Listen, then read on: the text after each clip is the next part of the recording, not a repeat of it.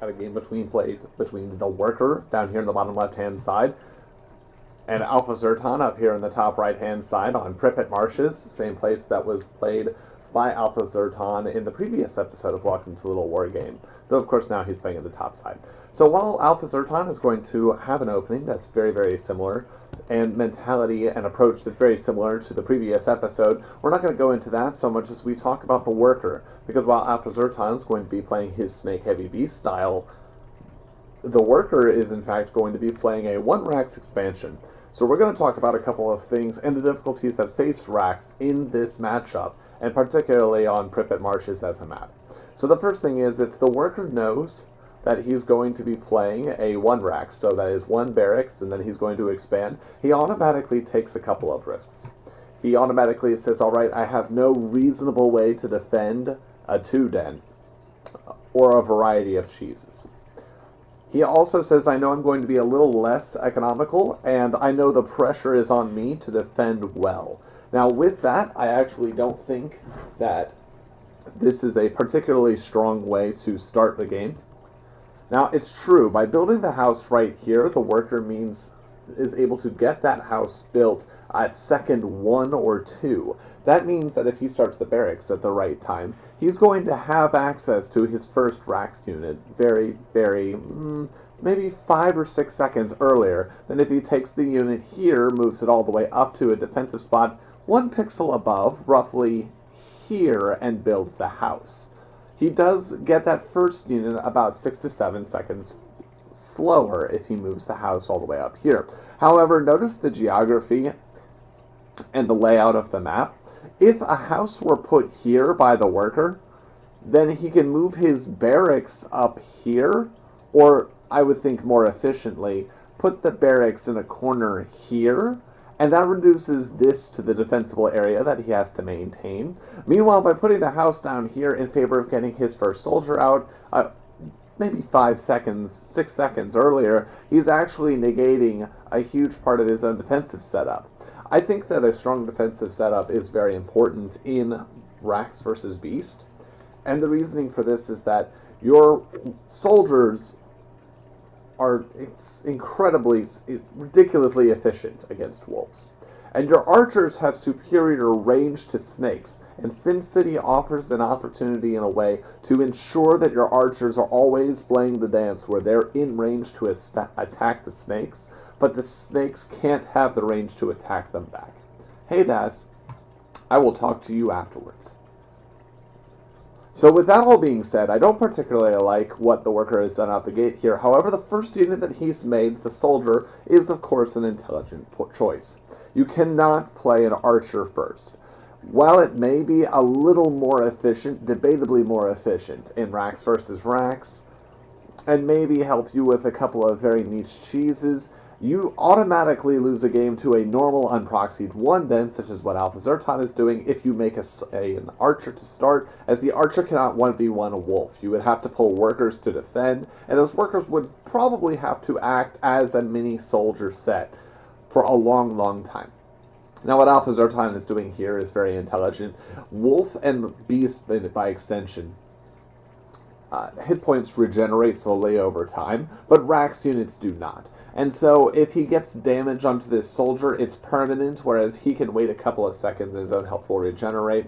TheWorker actually pulls the perfect number of workers here for what his goals are. So a general rule of thumb, if you don't have any attacking units, and you want to pull workers to defend against wolves, you want to pull a number of workers equal to the number of wolves, plus 1 worker. It may be plus 2 workers for a little bit of safety if you're not as confident in your micro. But if you are playing castle first or a 1-Rax, you need to be proficient in your worker micro and know that appropriate number so you're not pulling, oh my god, let's pull 7 workers. So AlphaZerton did what he needed to get done and TheWorker defended well. Now let's talk about this second unit over here, the archer. One of the problems with going soldier, soldier, archer, or soldier, soldier, soldier, is that while your opponent can't have an AlphaZerton, as we'll see, certainly does not have snakes already, wolves are very inefficient against soldiers, but they're very fast. those wolves would run circles around these soldiers and these workers, and they would become more and more dangerous the more skilled AlphaZerton or the Beast player is. And so you need this archer. It's a critical unit because it creates a defensive perimeter like this. Roughly an area about this size, and says, okay, you're free to come in here if you'd like, but if you enter this defensive zone that I control, centered around the archer, then know that you won't do so freely. Keep in mind, AlphaZerton wants to attack with his wolves, do damage to the non-regenerating barracks units, and then run away so that his wolves can recover hit points. The problem is that the archer threatens to kill any of those weakened units, or reduce the hit points of those wolves so low that even after a lot of time has passed, they only get up to 1/3 or 1/2 health. So the archer is actually very important here. The second unit is an archer. This is a bit riskier. The third unit, rather, is the archer. It's a bit riskier, and some workers will have to get pulled because 4 wolves can be a bit oppressive against maybe not a full health soldier and archer if the micro dance is played appropriately, but certainly a half health one. And there we see, yep, some workers get pulled for defense. And because this wolf is in danger of dying, excellent focus fire there by the worker. All of these units are going to run away. None of them are going to die. The workers have been pulled by the worker and the dance has been done. But once again, I would contest that if this house had been built if the house had been built where the barracks is, and the barracks were built either here or here, that would have been a much easier hold, because one of the disadvantages of that hold for most people is that you have to have an understanding of the range of the archer and at what point the wolves are a threat that you have to respect by number and by distance from your own worker line for defense. Now, this second barracks is going to go down, and it's actually just a pretty textbook move. Once upon a time, it was possible in sufficiently large maps, such as Ravaged, for a barracks player to expand to their third base off of one barracks. However, with the advent of the Snake as a heavy DPS unit, that is incredibly risky. You risk a lot of losses by doing that. It's much like opening 1 racks on this map. You are simply making the concession, okay, I'll be fine unless you do this thing which will kill me. Once again, I can't stress enough, I think that if the first house had been put here, look how many soldiers have to cover this front line against wolves. You would need 3 or 4 full health ones to realistically defend that front line. Whereas if the house were there, we're looking at a defensive area of about this large. It's not that large, and you can have more archers with less risk. They're safe behind, and they have more range than the possible snakes that will be complementing this army. So we look at this strange move out by the worker, and we have to think, what? Huh? But it actually makes a bit of sense. So one of the important things in the game is to determine what you can from your opponent and use that as scouting. But not all scouting is sending a unit in and looking at the base and saying, ah, I see you have a snake charmer, okay. Scouting is sometimes a little more refined than that. This move out right here, 2 soldiers and 2 archers are more than a fair trade up against 4 wolves. They can attack them, and it would be dangerous for the wolves to do so. However, by the time these units push across the map and play the back and forth dance against the wolves, there will be wolves and snakes that can then overwhelm them, and then this army will not be able to retreat. All this push out is a small tactic to say, hey, we want to see what you've actually got up there. Are you preparing a bus? Have you made 4 wolves' dens, and you're preparing to attack us that way? We're trying to test the limits of what our vision is around the map. So that gets some work done. This second barracks is going to be finishing up shortly, and then we get to talk about an interesting subject, which is the subject of macro. It is a basic, when I say basic, I don't mean it's simple. It's a fundamental aspect of the game that you need to be able to spend your money efficiently. You need to have an efficient way of retrieving that money, and your build is a consequence of how efficient you can be with those constraints. So let's look at a bad situation. Down here, 2 workers. There was a 3rd worker stacked up. So that's 100 gold. No unit building here. A worker stacked up here. So 50, 100. There was 150. So, and we look at the fact that the worker has 120 now. So realistically, he is on 270 gold. That does not have to have been spent. And there's an unfortunate side effect of this. Notice the supply difference now, 29 to 34. At 26 of 30, if we take out these inefficiencies, the worker could have had enough to have 1 worker here, 1 worker here, a unit, and a unit, with another house being built. However, because he has not done that, he is not only going to be short the unit that could have popped out here. We'll use the time as this is constructed to identify how long that is. But also, when this unit goes over here, and there's the house finally at 29 of 30. Okay. This unit is about to pop out, which, if this house had been made earlier, represents 1 unit that could have also been made from this barracks. There was certainly enough money for it, but it could not have been made at the time. And then by the time this house finishes, another worker, another, let's say, 2 barracks units, and another worker here could have been made alongside of this barracks. So we missed already 2 supply from the unit that could have been sharing a time with this one. And then another 6 supply for the units that could have been made in the time that this will be built. And then 7, 8 supply. And so that's going to lead to a very particular trick that you need to really delve into in your games to identify, am I really behind in efficiency? And you'll see what I mean. This minor skirmish over here is actually not a real threat. There's some good micro here, all in all, to kill that wolf, but 5 wolves at low health and a snake were not ever going to be a wipeout threat against these 2 soldiers and these 4 archers. Alright, so now, notice, the worker is at 30 of 30. Up against the 42 supply of AlphaZerton. We have already talked about the 2, 4, 6, 7, 8 supply he could have had. He could have been at about 38 of 42, roughly, with 2 more attacking units. 2 more on top of 6 is another 33%.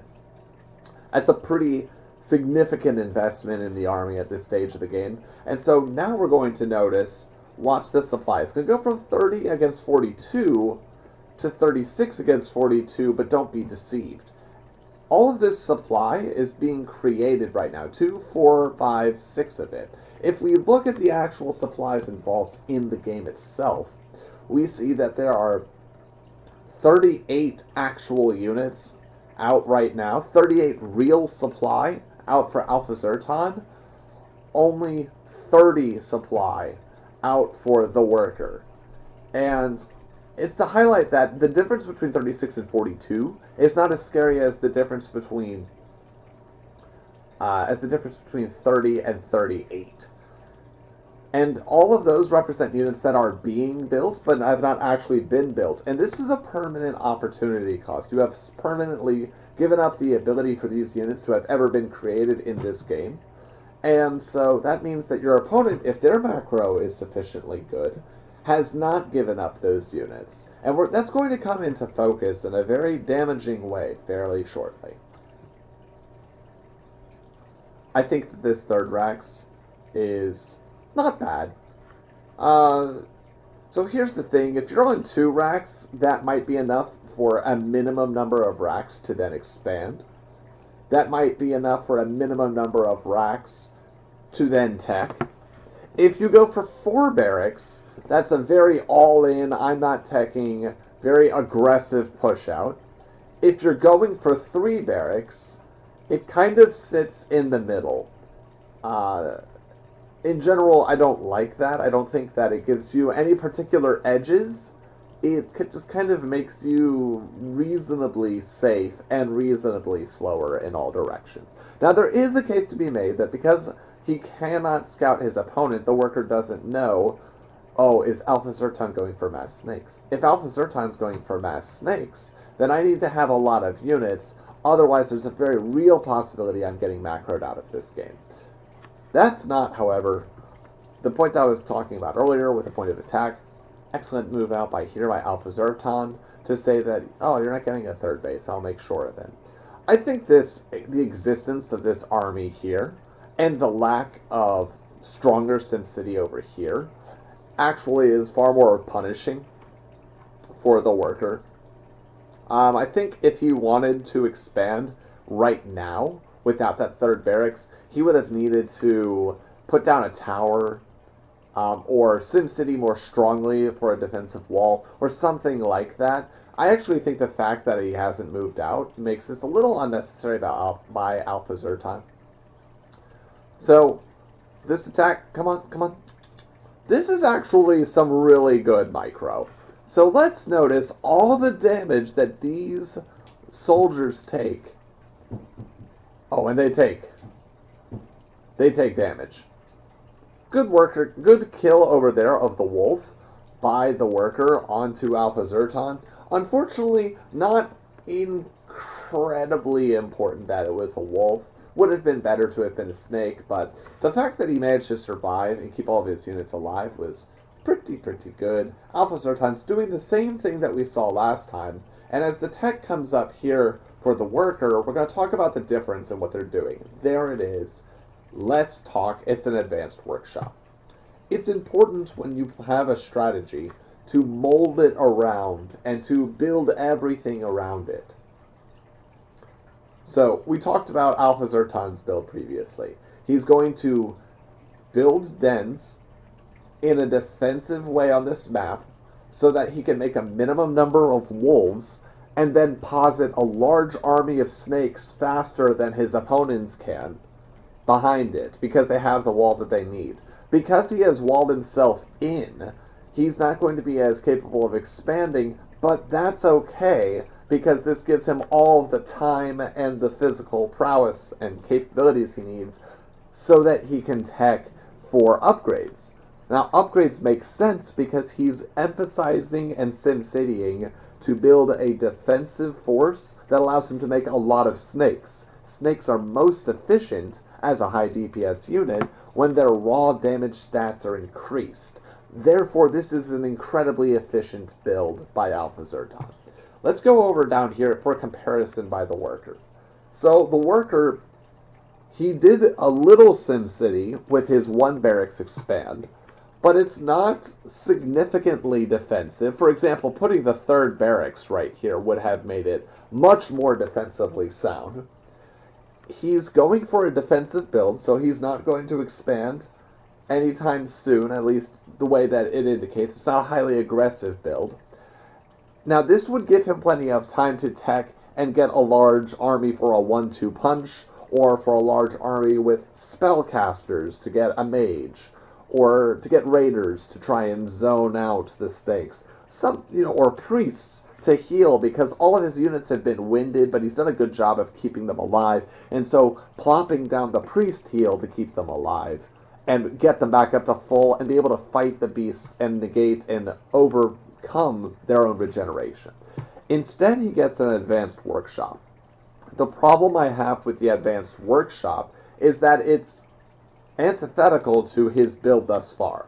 So you have built defensively, yet you have a minimum number of units to defend. As efficiently as you can make them, but a minimum number. However, you've added a third barracks, so you have enough units. Now, if you added the third barracks so that you could drop units through the advanced workshop, that makes some kind of sense. However, let's consider what it really means. When you do drops, you're taking away from your main force and putting them up against your opponent in a place that will hurt them. Likely, ideally, just sitting in a worker line or sitting behind upgrades and killing things. However, doing that relies on you having enough units to defend at home and being sure that you can't possibly lose at home if your opponent decides to counterattack and all at you. So there aren't catapults, there aren't mage slow fields, there aren't defensive watchtowers, and the SimCity isn't necessarily strong enough for that. So it has a goal, but it's not all wired together with the same degree of efficiency that AlphaZerton has. There's also the lamentable loss of 6 supply, putting this at 60 to 48 up against the worker. That means that he can't really afford to lose 10 supply, meaning 5 soldiers or 4 soldiers and an archer, and drop them behind enemy lines. He can't afford to... Imagine this army without 5 soldiers. There's only 4 soldiers in here, most of them at pretty terrible health. He can't really afford... Or 5 archers. He can't really... What? 3 half-dead soldiers, 2 full health soldiers, 3 archers. That's not going to fight off against this. This entire army would be hard-pressed to fight off against this. So, now, there is a niche case, although it's not coming up here. This is excellent hill control, by the way, by AlphaZerton. So, we were talking earlier, in the previous episode of Welcome to LittleWarGame, why pushing up the ramp is not a fantastic idea. So, now there is vision here for the worker. He has this soldier right here. That means that he has maintained high ground vision. It's also a full health soldier, so it has no chance of being immediately sniped as, say, any of these would be. So in that case, it is an intelligent move. And the move out here also gives somewhat of an idea from the worker as to what AlphaZerton's capabilities are. Unfortunately, AlphaZerton's capabilities are a bit more than the worker could ask for. The DPS of a snake without upgrades is roughly equivalent to the DPS, it's actually a little higher even, than the DPS of an archer. So in that context, it's not that one archer and one snake, the snake is even, they have half the hit points. Rather, it's that provided they have a body block, you can replace these snakes and think of their damage, not their survivability, but their damage as being equivalent to an archer. So let's see. 1, 2, 3, 4, 5, 6, 7, 8, and 6 is 14. Up against 8. 14 archer DPS versus 8 archer DPS. Now, this is not something that the worker had to push up to discover. The beast player has more units in general because their units tend to be less efficient. But this is what makes snakes great, is that until they're taking fire, they actually are more efficient than their counterparts. So also, this push out is at odds again with the idea of this advanced workshop and this third barracks. If you got the third barracks for a little bit of safety, 2 barracks for safety and 1 then for your advanced workshop, it's inefficient to push out with your army to try and fight against their army in the darkness of the fog of war when it goes against having enough units to drop. If this army takes significant losses or is hurt badly, that drastically reduces the capabilities that this advanced workshop would bring even at its full potential. So let's go. Now this is why the high ground is so powerful and so uncomfortable. Notice that little dance that we had right there? So it looks confusing after I just outlined it there, and the worker and AlphaZerton both being intelligent and skilled enough at the game to know this. Why would the worker go up the hill, see the army, back up, and then try and go back down and then up again and then retreat? So he is aware, the worker, that if he loses the high ground, he is going to take losses he can't return fire from. So he pushed up and he got high ground with this soldier right here, who is about to have a very, very snake-laden day. Poor Bob. He's even attacking the opposite direction. He's like, ah, enough of all of you. So the problem with this soldier is that he maintained high ground vision. He saw this. If the worker runs all of these units, but most importantly, because it's furthest back, this soldier, off of the high ground, his archers can't turn and fight against the snakes. The snakes can park themselves right here and deal damage to any units that try and come back up. The worker knew this and tried to go back in. However, the losses were too poor, and so he ran back out. Now, of course, this is very painful. Goodbye, Bob. Ugh. Because now that we're seeing the consequences of that move out being in direct opposition to the plan, although not explicitly stated, that has been shown in-game by the worker. Now, once again, all of these snakes are very efficient units, and this is actually an ideal situation for snakes up until the soldiers arrive. So, snakes don't have the hit points of archers or the range. So, cuddling next to archers in close range is actually fantastic for them. Look at all of these soldiers, too. None of them have died. None of these have died, anyways. Poor Bob is dead on the hill. None of them have died. However, only one is at good health, and soldiers really now function up against a snake-heavy army as the means of pushing the snakes back, making it uncomfortable for them to get up and get cuddly. Ideally, the soldiers move forward, for both players, ideally the soldiers move forward, the snakes retreat to avoid being hit by the soldiers, the archers hit the snakes that are retreating, and the snakes try to attack the soldiers that are in the snake range, which is roughly, I don't know. Let's say the snake range right now is roughly this. They're trying to attack the soldiers that are not inside of the archer range. And that disparity between their two ranges is what they're looking for. That's the dance that they're playing right now. Unfortunately, right now it's not a dance at all. These soldiers are so weak that they're going to provide nothing more than a fleeting distraction, and 2 is too small of a number once the reinforcements and, more importantly, the upgrades come. So, now this is actually an amazing game for AlphaZerton thus far already. We can ignore, preposterously, we can ignore the fact that he does not even have the upgrades that he wants yet. He has been doing exceedingly well. Once the upgrades come on, that's going to make this just an absolute slaughter. Now, something a little... So there's an interesting, I think, discussion that could be had about the role of this advanced workshop. Now, the way that it's played here by the worker, using it, stacking 5 soldiers in it, and then trying to run away, is, as I think we outlined previously, pretty terrible overall to the idea of using the soldiers to push back the wolves and certainly a certain number of the snakes. However, this is intelligent. This deserves props right here. So Pripet Marshes has an amazingly good third for Barracks in this matchup for this reason right here. This third? Oh no, that's too far away. That's too far away. You have to come up this path, defend this path. This whole area is a nightmare.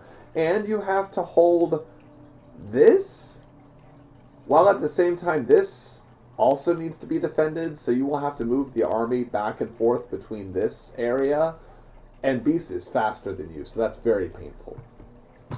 Could this be a better third? It depends on your SimCity, but that also suffers from some problems, namely you have ceded the entire northern part of the map. You have given Beast all of this space to manipulate themselves and to gain positioning, and you have only grabbed hold of a little chunk right here.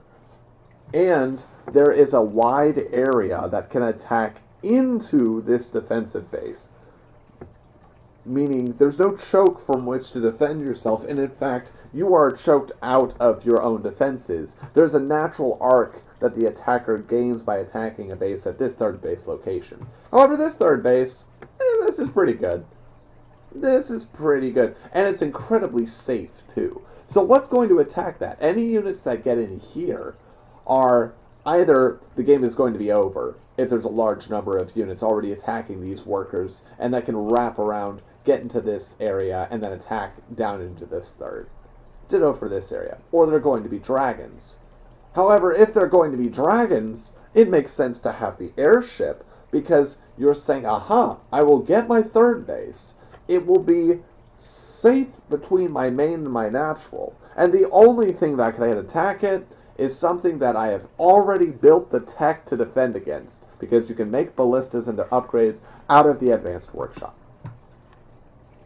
That part is intelligent. I think a small optimization would be to go to barracks and then to do that, because you get all the advantages of this third. Faster than, or at a regular speed, rather, compared to beasts, compared to what Rax normally has. And then you have that advantage of drops still in there. Also, there's another capability that I want to talk about, because loading up these 5 soldiers and moving them away from the battlefield, it's pretty clear that this force is going to overwhelm this force. Even if all of these units were at full health, it would be an utter massacre. Remember what we talked about before? Each of these snakes has the DPS a little bit above that of an archer, yet there's also twice as many snakes as there are archers. So one final thing before an absolute slaughter occurs. So let's talk about the airship a little bit. I think there's a case to be made that the airship is incredibly efficient. Oh, by the way, the upgrades are online, so this is going to be even worse than it would be normally. Airships have 280 hit points relative to the soldiers' 250. They have 1 armor up against the soldiers' 2. However, they also have the same attack priority. So, look at snakes then. Now, snakes have 3 range rather. They have a fairly short range. They also do half damage against flying, which the airship is. So, if a snake is at 7 damage and it goes to attack an airship, it would only do 3.5 damage times for each of its attacks, minus 1 armor from the starting airship armor. So a snake over 1.3 seconds only does 4 damage against something, is that right? 5 damage. Up against something that has 280 hit points. An airship can take 56 unupgraded snake attacks. A soldier? 550.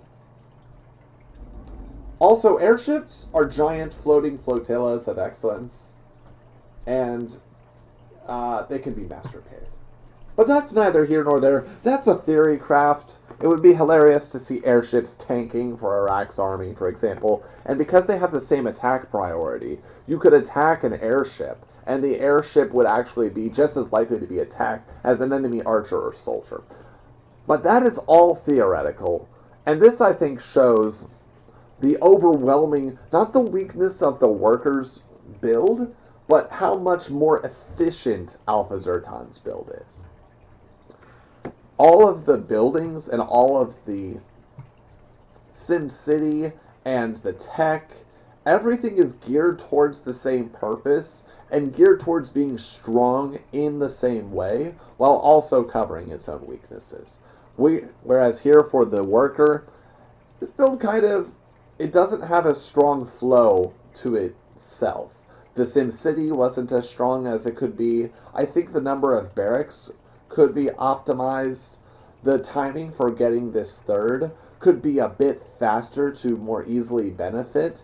And the pulling of workers is an extreme desperation call here, as the snakes are going to chew through them and the reinforcements are coming in. We don't even have to look over to the point I haven't mentioned, which is a 30 supply advantage over here for AlphaZerton. Add in the fact that AlphaZerton is almost on +2/+2 upgrades, and his opponent has yet to even start. Oh, speak of it, has now started his upgrades. And we can see that there's no hope for a return from loss. The worker, despite pulling his workers, has been overworked to death by snake poison.